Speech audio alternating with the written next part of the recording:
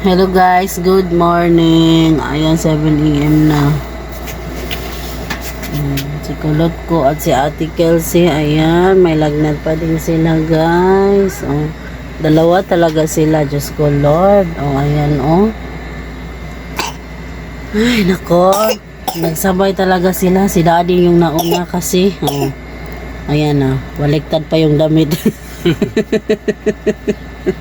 Nabaliktad na yung damit niya guys.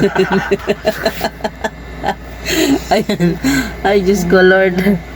Buti naman okay na rin siya ngayon. Tapos itong dalawang kiddos na naman. Oh, diba? Si Ate Kelsey.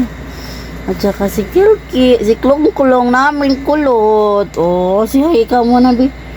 Hi. Ay, ayaw mag-hi kasi nga may lagnat siya. At saka si Kilkil namin, Ate Kilkil namin din, oh. Diba guys, ako, salamat na lang nakatulog ng 2 hours. Ay, naku, ah. Sakit ang ulo ko. Pati yung ilong ko, nangangati na rin. Ay, naku, uso ba naman na ngayon ang lagnat na naman?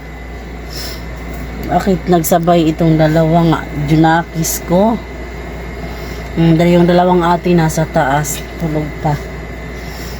Ayan, good morning sa inyong lahat. Sana good ang inyong morning. Sa akin kahit pa paano good naman. Basta ang mahalaga ay importante. Ay, Diyos ko Lord. Ang importante ay mahalaga. Yan ang ang hirap. Mahirap guys kasi wala akong magawang trabaho. O siyempre, yung labahin ko andun marami na. Kasi syempre bihis si Kulot at saka si Ate, lalo talaga ito si Kulot guys, kasi yung mga gamot ay pag pinainom ng gamot, mahirap pa naman siyang painumin ng gamot. Kahirapan talaga ako. Ayun, minsan nabuhos sa kanyang mabubuhos talaga sa kanyang damit yung gamot. Buti na si Ate kasi very good naman siyang uminom ng gamot, no Ate, no? Para maayo, no?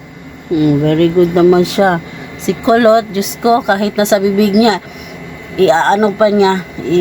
ilalabas pa niya, ginaganon pa niya. Alam din niya to alam niya din Hi, again guys. So, good morning. Thank you for watching. Bye-bye. Good morning mga mamis.